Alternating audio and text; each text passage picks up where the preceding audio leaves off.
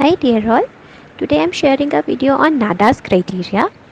The NADA's criteria, which is important for the UG examination, it is used for the assessment of presence of heart disease, which can be done with the help of the major and minor criteria. There should be presence of one major or two minor criteria which indicates the presence of heart disease. Now if we talk of major criteria, it includes the four things, that is 2 cm. Two things that stands from C, that are cyanosis and congestive cardiac failure, and from M, one is systolic murmur of grade 3 or more, or diastolic murmur. If we talk of the major criteria, it includes the central cyanosis. Central cyanosis, which is present in the toes, fingers and mucous membrane. It may occur because of the lung disease, or it may occur because of the heart disease. If you have excluded the lung disease, severe lung disease, that it indicates that it is due to the congenital heart disease. Now if we talk of the congestive cardiac failure, in maximum of the children it occurs due to the heart disease, but in few cases in infants it may occur because of the hypoglycemia or anemia or certain another things. If we talk of the systolic murmur, any systolic murmur which is of grade 3 or more comes under the major criteria. Pansystolic murmur is always pathological. If we talk of ejection systolic murmur, if it's a soft murmur, it can be due to fever, anemia, many other reasons.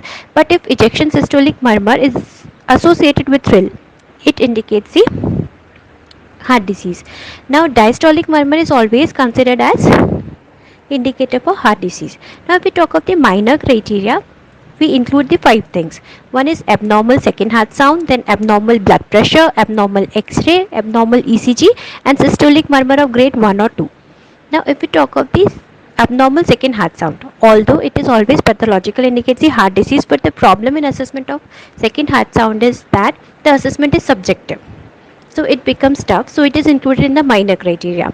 Now if we talk of the abnormal blood pressure, again taking a blood pressure and recording it becomes tough because we have to select the appropriate size of cuff in children, and taking BP in them is another tedious task. Now if we talk of the abnormal X-ray, now how the X-ray is taken becomes important. Although if on inspiration X-ray is suggestive of cardiomegaly, it usually suggests the heart disease. Now abnormal ECG, now this indicates the right axis deviation or left axis deviation and the hypertrophy of the right atrium, left atrium, right ventricle or left ventricle. But the problem, this abnormal ECG may occur due to many reasons, abnormal electrodes, electrolyte problems and many other things. So it becomes unreliable in certain situations. Now if the systolic murmur is of grade 1 or 2, it may be innocent murmur, but we cannot exclude it. It may be due to the heart disease. Thank you.